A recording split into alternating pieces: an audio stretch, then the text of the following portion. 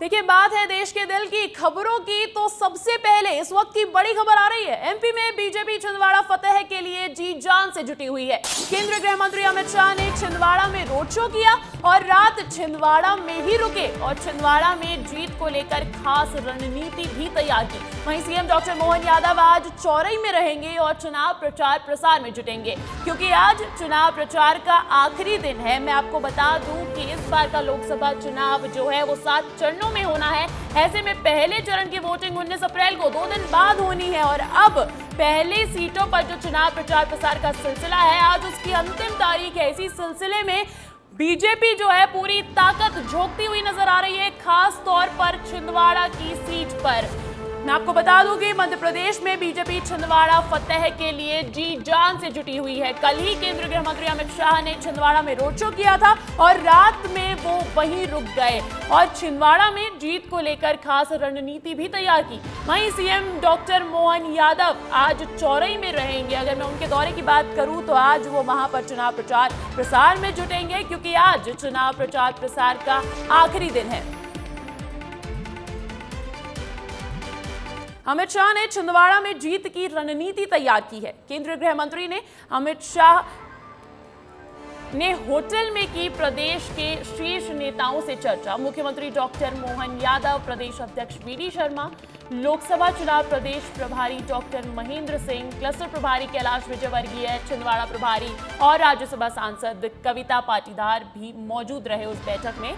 तो कहीं ना कहीं ये छिंदवाड़ा में जीत की शाह की रणनीति। अमित शाह ने रात 10 बजे नेताओं से खास चर्चा की है। सूत्रों के हवाले से ये खबर है, बैठक में बीजेपी जिला अध्यक्ष को नहीं बुलाया गया, लेकिन तमाम बाकी जो लोग हैं, प्रभारी हैं, वो वहां पर मौजूद रहे। केंद्रीय गृह मंत्री अमित शाह ने प्रदेश के बड़े नेताओं से चर्चा की है, रणनीति तैयार की है।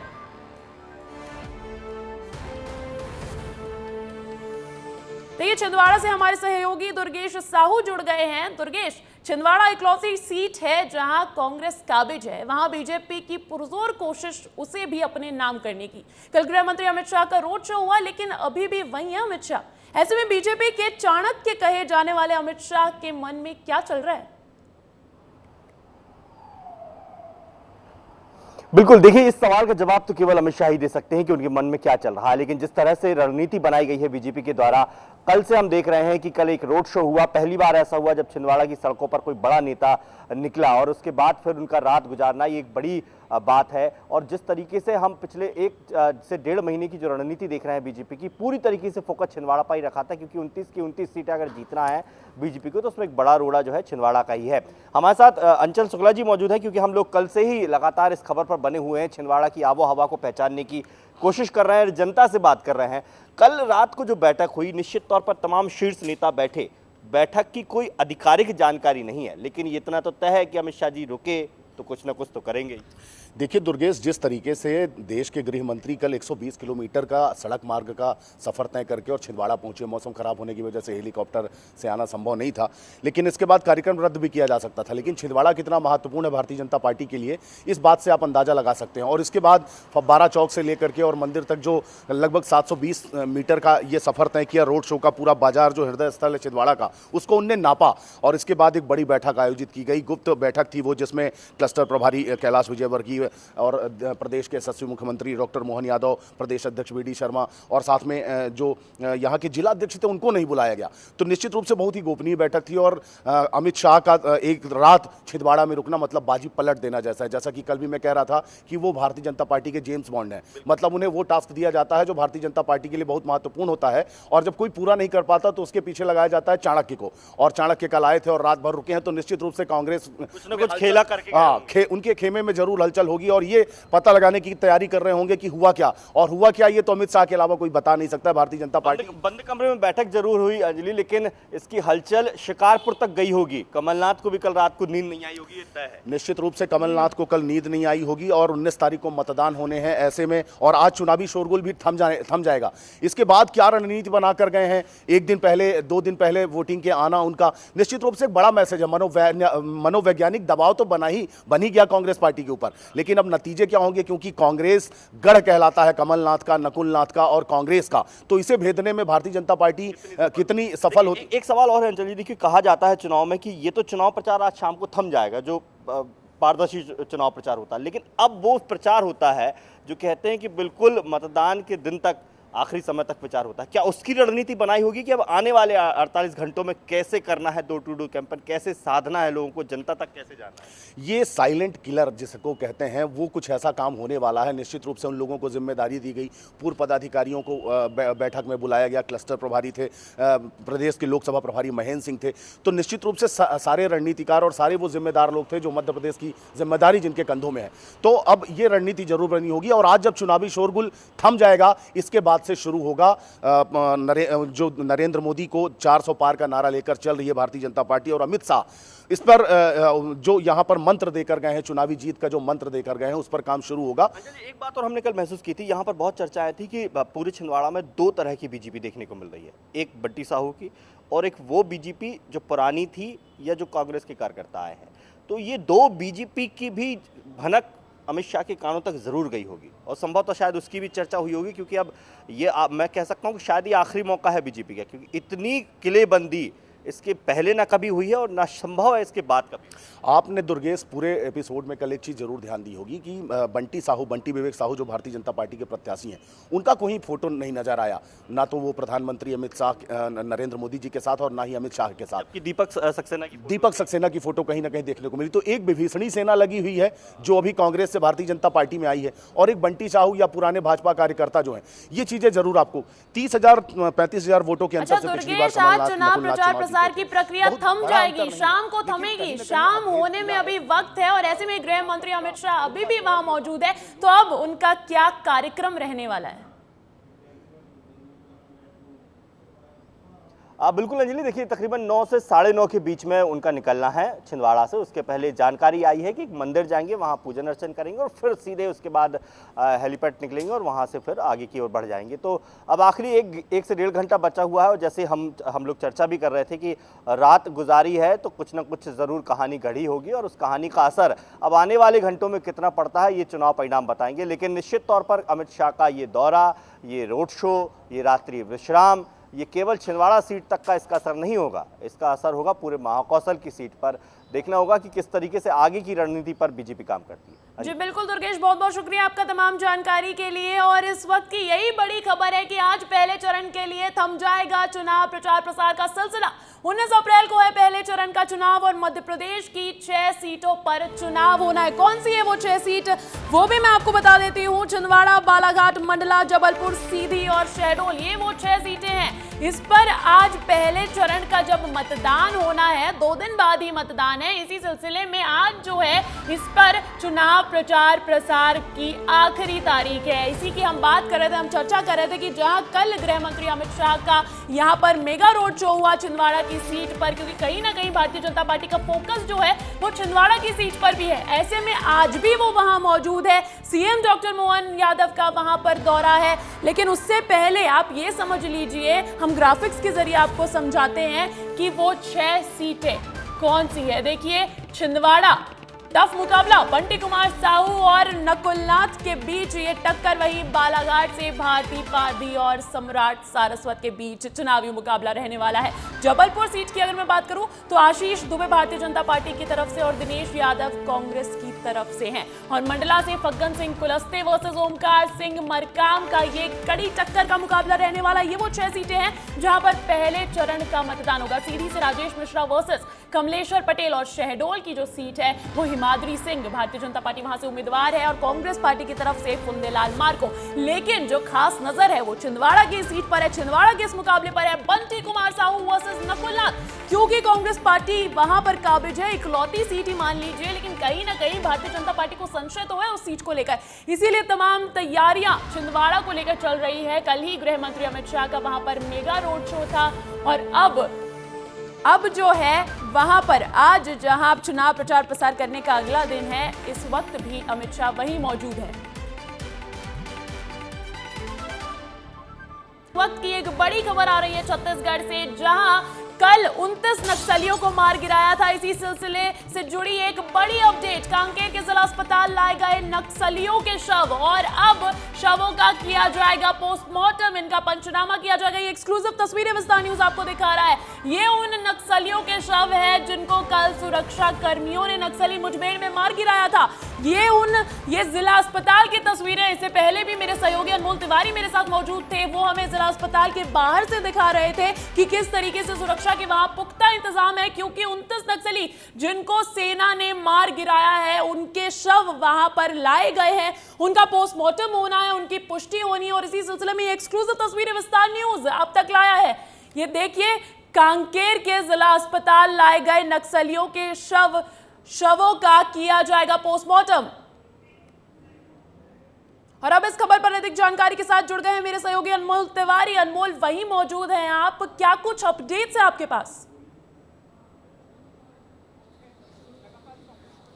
बिल्कुल अंजलि, देखिए मैं कांकेर जिला अस्पताल के मोर्चरी के बाहर हूँ। देखिए आप देख पा रही होंगी ये मोर्चरी अभी जस्ट फिलहाल जो है ये मोर्चरी बंद की गई है। ये वही मोर्चरी है जहाँ पर नक्सलियों के शव रखे गए हैं। आपके पास हमने तस्वीरें भी भेजी है, दर्शक हमारे तस्वीर देख पा रहे होंगे कि जितने खूंखार नक्सली थे जिनको कल सुरक्षा बलों ने मार गिराया, उन सभी 29 नक्सलियों के शव जो है इसी मोर्चरी में, ये देखिए ये गेट है अभी फिलहाल बंद कर दिया गया है प्रशासन के द्वारा। मैं कुछ देर पहले इसी मोर्चरी के अंदर था, 29 नक्सलियों के शव जो है वहां पर रखे गए थे। आप तस्वीरों में देख पा रही होंगी, बहुत ही भयावह तस्वीर है। ये वही 29 नक्सली हैं जो कल सुरक्षा बलों के द्वारा मार गिराए गए हैं। और आप देखिए अगल बगल में आपको दिखाऊंगा कि यहाँ प्रशासन की टीम जो है पूरी तरीके से मुस्तैद है। देखिए जितने भी प्रशासन के आला अधिकारी है वो यहाँ पर पहुंचे हुए हैं और लगातार जो है मंथन किया जा रहा है। देखिए यहाँ पर जो है शव के परीक्षण के लिए जो डॉक्यूमेंट्स भी हैं वो यहाँ पर आपको नजर आ रहे होंगे कैमरे में। इस तरीके की जो इनिशियल प्रक्रिया होती है पोस्टमार्टम की, वो जो है कंप्लीट हो चुकी है। जो पंचनामा तैयार किया जाता है शव को पहचानने की, चेहरे को पहचानने की, एक बार मैं आपको तस्वीर कैमरामैन को बोलूंगा एक बार यहीं से जूम करके दिखा दे। एक बार ये देखिए मैं आपको लाइव तस्वीर दिखा रहा हूं। देखिए अंजलि, आप अपने कैमरे में देख पा रही होंगी, टीवी स्क्रीन पर देखिए कि किस तरीके से जो शव है वो मोर्चरी के अंदर रखे हुए हैं। एक एक शव आपको व्हाइट प्लास्टिक में नजर आ रहे होंगे। यही व्हाइट प्लास्टिक में जो है खूंखार नक्सलियों जो मार गिराए गए हैं उनकी शव रखी गई है। 29 नक्सली जो है यहाँ पर रखे गए हैं, उनके शव को रखा गया है। और इसमें से 2 जो नक्सली हैं वो काफी खूंखार थे, जिस पर इनाम भी रखा गया था, जिसमें शंकर राव और ललिता, ये 2 नक्सली भी जो है इसी मोर्चरी में रखे गए हैं। हमने शंकर राव की पहचान भी की है, एक पुलिसकर्मी से पुष्टि भी हुई, तो शंकर राव की भी तस्वीरें हमने भेजी है। कुछ ही देर में आप उसको हमारे दर्शकों को भी दिखा सकते हैं। अंजलि, आपको मैं एक बार बाहर का नज़ारा दिखा देता हूँ। ये कांकेर जिला अस्पताल है। यहाँ पर देखिए कि स्टेट एफएसएल की टीम जो फॉरेंसिक साइंस लेबोरेटरी जो होती है इनकी जाँच करते हैं, इनकी जिम्मेदारी होती है कि जो भी शव है उनका परीक्षण करते हैं, उन कहां जो शव में है नुकसान पहुंचा है। ये एक्सक्लूसिव तस्वीरें हम तक पहुंच गई है। 29 नक्सली जिन्हें मार गिराया पुलिस मुठभेड़ में, उनकी तस्वीरें हम तक पहुंच गई। ये तस्वीरें आप देखिए, कांकेर में कल 5.5 घंटे तक ये चली मुठभेड़ थी। सुरक्षा दलों और नक्सलियों के बीच ये मुठभेड़ चली जिसमें 29 नक्सलियों को ढेर कर दिया गया। और ये एक्सक्लूसिव तस्वीरें विस्तार न्यूज आपको दिखा रहा है। ये वो नक्सली है, वो खूंखार नक्सली है जिनको सुरक्षा कर्मियों ने मार गिराया। बहुत बहुत शुक्रिया अनमोल तमाम जानकारी के लिए और इन एक्सक्लूसिव तस्वीरों को हम तक पहुंचाने के लिए। देखिए आज का दिन जो है वो खास है क्योंकि आज पूरे देश में रामनवमी मनाई जा रही है। आप सभी को बहुत बहुत शुभकामनाएं उसकी। देखिए जिसे लेकर पूरे देश में उत्साह है। हालांकि इस बार आचार संहिता लागू है, देश में एक और महापर्व है, लोकसभा चुनाव का पर्व है। ऐसे में बिना परमिशन के जुलूस निकालने के लिए इजाजत नहीं है। ऐसे में अनुमति लीजिए प्रशासन से और उसके बाद राम जुलूस निकाल रहे हैं भक्तजन। वहीं दूसरी ओर इस बार अयोध्या में रामलला का जन्म उत्सव काफी धूमधाम के साथ मनाया जा रहा है। देखिए रिपोर्ट इस पर।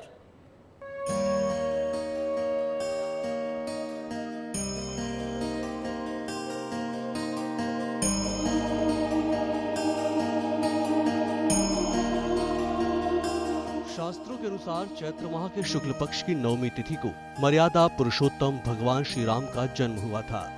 इसलिए इस दिन भगवान राम के जन्मोत्सव के रूप में रामनवमी का पावन उत्सव पूरे देश में धूमधाम से मनाया जाता है। और इस बार भारतवासियों के लिए राम जन्मोत्सव और भी ज्यादा खास है क्योंकि इस बार 500 सालों के इंतजार के बाद राम अपने घर में विराजे हैं और रामलला के घर में विराजमान होने के बाद पहली रामनवमी है। आज अयोध्या में रामलला की विशेष पूजा की जाएगी। अयोध्या पूरी तरह से राममय हो गई है। प्रभु श्री राम का भव्य मंदिर सुंदर फूलों और रंग बिरंगी रोशनी से भी सजाया गया है।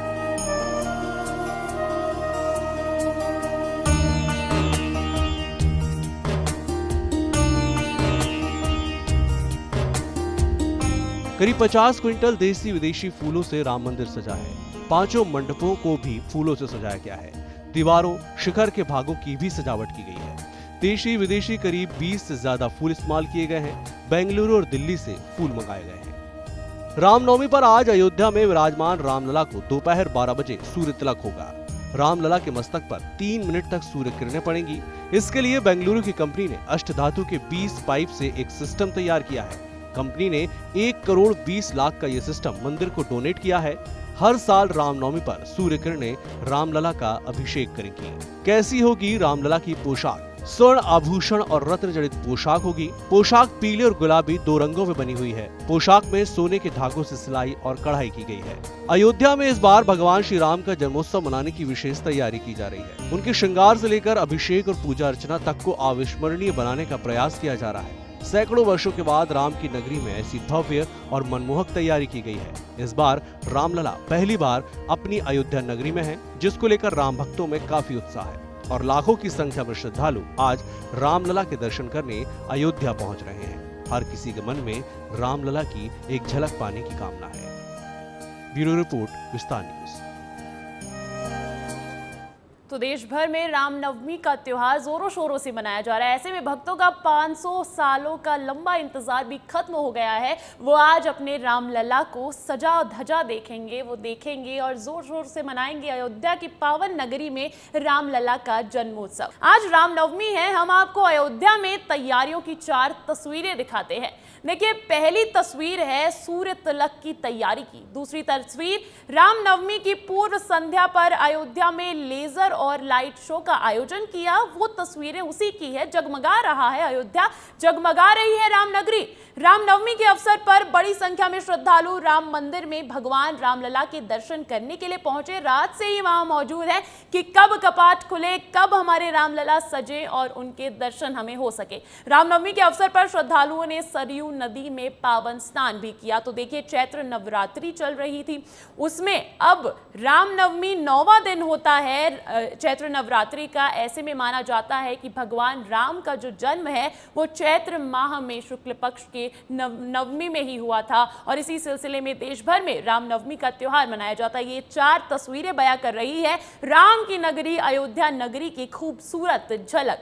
देखिए, ये 4 तस्वीरें हैं। पहली तस्वीर है सूर्य तिलक की तैयारी की। मैं आपको बता दूं कि आज 12:16 पर सूर्य तिलक होना है रामलला का। सूर्य की किरणें जो है 4 मिनट तक उन पर पड़ेगी। ऐसे में विज्ञान और परंपरा का, भक्ति का ये सुंदर मिलन देखने को मिलेगा। वहीं दूसरी तस्वीर रामनवमी की पूर्व संध्या पर अयोध्या में लेजर और लाइट शो का आयोजन किया गया था, उसी की दूसरी तस्वीर है। देखिए, जगमगा रही है रामनगरी, जगमगा रहा अयोध्या। 500 साल के इंतजार के बाद राम भक्तों के लिए ये पल आया है। ऐसे में जो रामलला की प्राण प्रतिष्ठा हुई 22 जनवरी में, उसके बाद ये पहली बार रामनवमी का त्योहार है, तो इसमें जोरों शोरों से हर्षोल्लास के साथ भक्त लगे हैं। रामनवमी के अवसर पर बड़ी संख्या में श्रद्धालु राम मंदिर में भगवान रामलला के दर्शन करने के लिए पहुंच रहे हैं। भीड़ होगी, ऐसे में सुरक्षा के इंतजाम भी किए गए हैं प्रशासन की तरफ से। लेकिन आज भक्तों को उनके राम से मिलने से कोई रोक नहीं सकता। रामनवमी के अवसर पर श्रद्धालुओं ने सरयू नदी में पावन स्नान भी किया।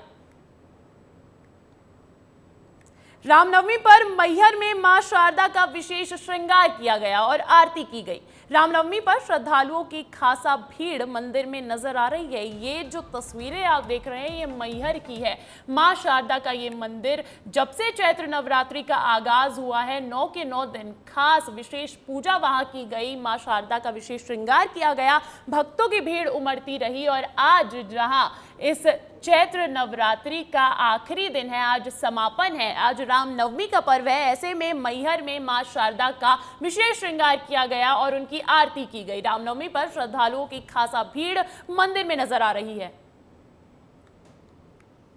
रामनवमी पर उज्जैन में भी अयोध्या जैसा ही उत्साह नजर आ रहा है। मां बंगलामुखी के दरबार में बच्चों ने भगवान राम के भजनों पर डांस किया और भक्ति भाव में नजर आई। अलग अलग भजनों पर बच्चों की प्रस्तुति ने हर किसी का मन मोह लिया। ये सांस्कृतिक प्रस्तुति देखिए आपने, ये तस्वीर है उज्जैन की। प्रकार अयोध्या में प्रभु श्री राम के भव्य मंदिर के बाद पहल की नगरी बगलामुखी मंदिर में भी चल रहा है और आप देख सकते हैं रंगारंग प्रस्तुति के माध्यम से राम के भजनों पर रंगारंग प्रस्तुति दिया है और महाराज जी खुद इनको आशीर्वाद देना है। महाराज जी, जो सपना था वो साकार हुआ, आज रामनवमी, क्या कहेंगे? भाई अयोध्या में जैसा खुशी बना रहा है सब उज्जैन के अंदर भी इतना खुशी बना रहा है। सब ये खुशी देखने के लिए बंदर देखो कितना आया है, हनुमान जी सब स्वयं आगे घूम रहे हैं यहाँ। बिल्कुल, हनुमान जी स्वयं आके घूम रहे हैं और रंगारंग प्रस्तुति के माध्यम जो पलक जी हैं, क्या कहेंगे? राम आज जो सपना था वो साकार हुआ, आज उत्साह का माहौल है। आज दुगना उत्साह है क्योंकि पहले रामनवमी हम जिस उत्साह से मनाते थे उसका दुगना उत्साह है क्योंकि अभी हमारे राम भगवान अयोध्या में वापस पधारे हैं। तो हम अपने नृत्य के द्वारा, अपनी कला के द्वारा भगवान के चरणों में अपनी नृत्यांजलि समर्पित कर रहे हैं। भजनों पर आपने प्रस्तुतियाँ दी हैं। हमने एक तो राम आएंगे जो मुख्य रूप से हमने करा क्योंकि हमारे भगवान आए हैं वापस, और हमने तुलसीदास जी की चौपाई श्री रामचंद्र पे हमने अपनी प्रस्तुति करी है। तो रंगारंग राम के भजनों पर प्रस्तुतियाँ दिया और इस पे बगलामुखी मंदिर में जो भी श्रद्धालु आ रहे हैं वो रंगारंग प्रस्तुतियाँ देख के मनोहारिक दृश्य अपने आंखों में कैद कर रहे हैं क्योंकि राम आए हैं। जो हमारा सपना था 22 जनवरी को सपना साकार हुआ, उसके बाद पूरे देश में एक उत्साह का माहौल है। जिस प्रकार अवध की नगरी में एक उत्साह का माहौल चल रहा है, वैसा ही उत्साह उज्जैन के मां बगलामुखी धाम में भी प्रतीत हो रहा है। मैं सिंह ठाकुर के साथ संतोष कृष्णानी, स्टार न्यूज़, उज्जैन। तो तस्वीरें देखी आपने उज्जैन की, तस्वीरें देखी आपने मैहर की, लेकिन यहीं तक सीमित थोड़ी है भक्तों का उत्साह। आज पूरे देश में रामनवमी मनाई जा रही है जिसे लेकर पूरे देश में उत्साह है। हालांकि इस बार आचार संहिता लागू होने के कारण बिना परमिशन के जुलूस निकालने की अनुमति नहीं है, इसलिए राम भक्त प्रशासन से अनुमति लेकर जुलूस निकाल रहे हैं। वहीं दूसरी ओर इस बार अयोध्या में रामलला का जन्म उत्सव काफी धूमधाम के साथ मनाया जा रहा है। देखिए ये खास रिपोर्ट इस पर।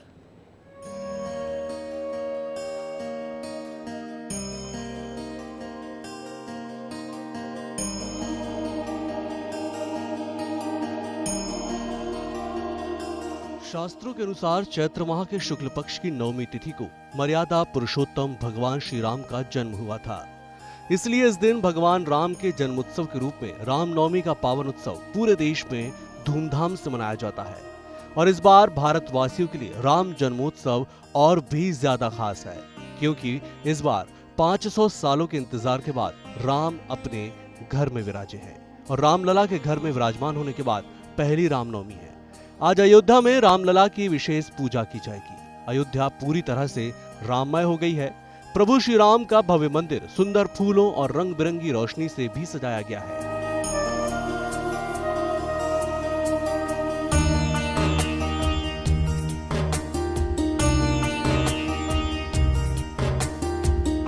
करीब 50 क्विंटल देसी विदेशी फूलों से राम मंदिर सजा है। 5 मंडपों को भी फूलों से सजाया गया है। दीवारों, शिखर के भागों की भी सजावट की गई है। देशी विदेशी करीब 20 से ज्यादा फूल इस्तेमाल किए गए हैं। बेंगलुरु और दिल्ली से फूल मंगाए गए हैं। रामनवमी पर आज अयोध्या में विराजमान रामलला को दोपहर 12 बजे सूर्य तिलक होगा। रामलला के मस्तक पर 3 मिनट तक सूर्य किरणें पड़ेंगी। इसके लिए बेंगलुरु की कंपनी ने अष्टधातु के 20 पाइप से एक सिस्टम तैयार किया है। कंपनी ने 1 करोड़ 20 लाख का यह सिस्टम मंदिर को डोनेट किया है। हर साल रामनवमी पर सूर्य किरणें रामलला का अभिषेक करेंगी। कैसी होगी रामलला की पोशाक? स्वर्ण आभूषण और रत्न जड़ित पोशाक होगी। पोशाक पीले और गुलाबी 2 रंगों में बनी हुई है। पोशाक में सोने के धागों से सिलाई और कढ़ाई की गई है। अयोध्या में इस बार भगवान श्री राम का जन्मोत्सव मनाने की विशेष तैयारी की जा रही है। उनके श्रृंगार से लेकर अभिषेक और पूजा अर्चना तक को अविस्मरणीय बनाने का प्रयास किया जा रहा है। सैकड़ों वर्षों के बाद राम की नगरी में ऐसी भव्य और मनमोहक तैयारी की गई है। इस बार रामलला पहली बार अपनी अयोध्या नगरी में है, जिसको लेकर राम भक्तों में काफी उत्साह है और लाखों की संख्या में श्रद्धालु आज रामलला के दर्शन करने अयोध्या पहुंच रहे हैं। हर किसी के मन में रामलला की एक झलक पाने की कामना है। ब्यूरो रिपोर्ट, विस्तार न्यूज।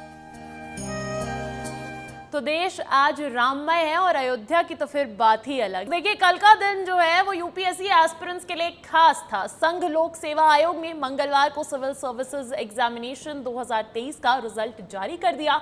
1016 कैंडिडेट्स इन सर्विस के लिए चुने गए हैं, जिसमें से 180 आईएएस और 200 आईपीएस अफसर बनेंगे। लखनऊ के आदित्य श्रीवास्तव ने ऑल इंडिया रैंक 1 हासिल की है। यूपीएससी में रायपुर के अभिषेक डांगे को 492 रैंक मिली। रिजल्ट आने के बाद रायपुर कलेक्टर गौरव सिंह बधाई देने अभिषेक के घर भी पहुंचे। विस्तार न्यूज की टीम ने अभिषेक से खास बातचीत की, आइए सुनवाते हैं आपको। अभिषेक, जिस तरीके से सफलता मिली है, क्या कहेंगे आप सबसे? जी, सबको बहुत बहुत थैंक यू। और बाकी ये था कि फाइनली लिस्ट में तो नाम आ गया, 452 रैंक आई है मुझे। सभी का आशीर्वाद काम आ गया, थैंक यू सो मच। किस तरीके का आपका रूटीन रहता था? रूटीन तो मेरा एक प्रकार से ऑलमोस्ट फिक्स रहता था। मैं मॉर्निंग में 8 बजे के पहले मैं कोशिश करता था कि नालंदा परिसर पहुंच जाऊं। 8 बजे से लेके मैं 10 बजे तक वहीं होता था। इस बीच में मैं कोशिश करता था कि 7 to 8 आवर्स जो है मैं स्टडी के आवर्स निकाल लूँ। उसके अलावा फिर फ्रेंड्स लोग के साथ रहना, फिर वहीं से मैं विवेकानंद आश्रम में मेडिटेशन करने के लिए जाया करता था रोज़। तो वो सब काफ़ी मुझे हेल्प हुआ उसका। सफलता का पीछे जो मम्मी पापा का हाथ है, वो कितना आपको लगता? वो तो बहुत ज़्यादा। मम्मी पापा तो ऐसे थे, मतलब पूरा आयरन पिलर की तरह उन लोग खड़े रहे। मतलब एक बार भी नहीं बोला बेटा तुम्हारा हो क्यों नहीं रहा है करके। और पूरा उनको विश्वास था कि निकल जाएगा। पॉजिटिव एटीट्यूड बहुत अच्छा था मम्मी पापा का, दोनों सपोर्ट बहुत था। और अब इस वक्त की बड़ी खबर आ रही है छत्तीसगढ़ से। देखिए, कल छत्तीसगढ़ में नक्सली मुठभेड़ हुई, उसमें 29 नक्सलियों को मार गिराया गया और अब उससे जुड़ी एक्सक्लूसिव तस्वीरें भी हमारे पास आ गई है। कांकेर में नक्सलियों के मारे जाने के बाद एक वीडियो सामने आया है, जहां शवों को जंगल से लेकर जा रहे हैं जवान जो है वो भी 3 घायल हो गए थे, लेकिन 29 माओवादियों को ढेर कर दिया गया इस 5.5 घंटे तक चली मुठभेड़ में। और अब इससे जुड़ी एक्सक्लूसिव तस्वीरें ये आप देखिए। कांकेर में नक्सलियों के मारे जाने के बाद अब ये तस्वीरें सामने आई है। तस्वीरों में आपको नजर आ रहा होगा कि शवों को जंगल से लेकर जा रहे हैं जवान। इन्हें अब जो है जिला अस्पताल कांकेर का वहां पर रखवा दिया गया है, वहां पर इनका पंचनामा किया जाना है। लेकिन ये एक्सक्लूसिव तस्वीरें, साथ ही साथ ये तस्वीरें देखिए, आपको बताया जा रहा था कि ऑटोमेटिक वेपन्स इनकी तरफ से जब्त हुए, AK-47 जब्त हुई है। और ये एक्सक्लूसिव तस्वीरें वही हैं जो ये वो हथियार है, बड़ी बड़ी प्लानिंग में थे ये नक्सलवादी। इतने बड़े हथियार जो है वो भी जब्त किए गए हैं। तो कहीं ना कहीं सुरक्षा कर्मियों के हाथ ये बड़ी कामयाबी लगी है।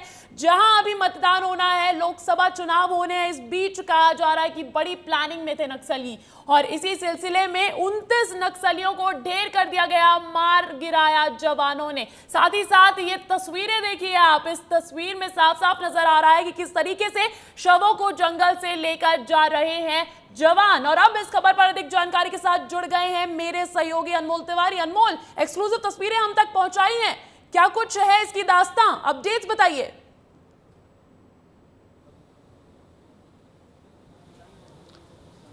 जी देखिए अंजलि, हम लगातार उन तस्वीरों को दिखा रहे हैं जहां पर नक्सलियों के शवों को रखा गया है कांकेर जिला अस्पताल में। वहीं दूसरी ओर तस्वीरें जो है वहां से भी निकल कर आ रही हैं जहां पर ये जो घटना है वो हुई थी, जहां पर नक्सली जो है 29 नक्सलियों को मार गिराया गया था सुरक्षा बलों के द्वारा। वहां से भी बहुत सारी तस्वीरें निकल कर सामने आई है और इन तस्वीरों में देखा जा रहा है कि किस कठिनाई के साथ और किस मशक्कत के साथ जो हमारे सुरक्षा बल के जवान है, चाहे वो BSF के जवान हो, चाहे वो DRG के जवान हो, किस कठिनाई के साथ उनके शव को बरामद किया और फिर बांस बल्ली के सहारे जो है शवों को लटकाकर जंगल से बाहर लाया गया और फिर वहां से अब कांकेर जिला मुख्यालय शवों को ले आया गया है। यहां पोस्टमार्टम किया जा रहा है।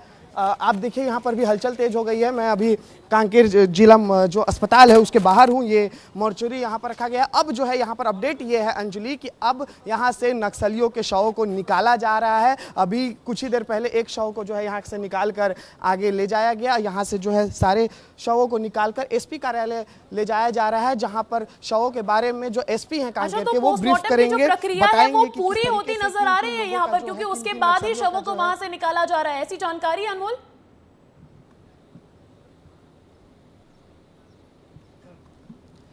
अंजलि देखिए, पंचनामा हो गया है, पहचान हो गई है कि कौन कौन से नक्सली जो है यहाँ पर किनके शव रखे गए हैं। अब जो है जो एसपी हैं कांकेर के, वहाँ उनके कार्यालय में इन शवों को ले जाया जा रहा है। वहीं पर जो है विस्तार से जो है इसकी ब्रीफिंग दी जाएगी कि आखिर जो ये 29 शव बरामद किए गए हैं इसमें किस तरीके के नक्सली थे, क्या उनके नाम थे और उन्हें कितनी जो है क्षति पहुंची है। और आपको मैं एक और जानकारी दे देता हूं अंजलि कि 29 शवों में से 15 जो शव हैं वो महिला नक्सली के हैं और जो 14 शव हैं वो पुरुष नक्सली के हैं। तो आप समझिए इस बात को अंजलि कि कल जो मुठभेड़ हुआ उसमें महिला नक्सली ज्यादा मारी गई हैं। ये बहुत बड़ी बात है अंजलि। मैं आपको देखिए यहाँ पर देखिए पुलिस प्रशासन की टीम जो है वो डॉक्यूमेंटेशन का कार्य भी हो रहा है। तो इस तरीके से जो है हलचल तेज हो गई है जी। अच्छा, वहां मुझे अधिकारी नजर आ रहे हैं, ऐसे में क्या आपकी किसी अधिकारी से बात हुई है? नहीं हुई है तो बात करने की कोशिश कीजिए। वो भी जो है उनका भी शव यहाँ पर पोस्टमार्टम के लिए रखा गया है। जी माफ कीजिएगा अंजलि, आपकी आवाज मुझे नहीं पहुंची। आपको मेरी आवाज आ रही है? मैं पूछ रही हूँ कि वहां पर मुझे नजर आ रहा है सुरक्षा कर्मी मौजूद हैं, अधिकारी मौजूद है, ऐसे में आपकी क्या किसी अधिकारी से बातचीत हो पाई है? नहीं हो पाई तो कोशिश कीजिए बातचीत करने की।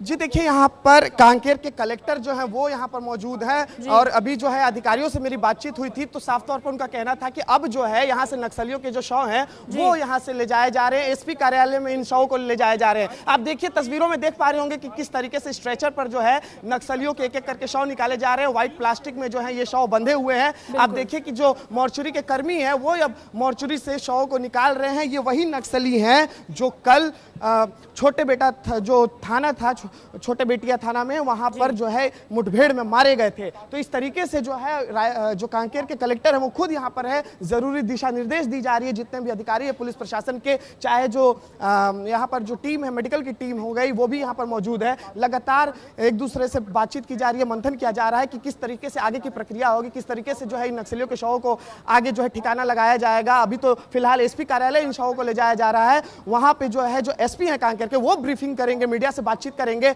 और जितने भी शव वहां है उनके बारे में वो जानकारी देंगे। तमाम जानकारी जो है वो सार्वजनिक करेंगे एसपी।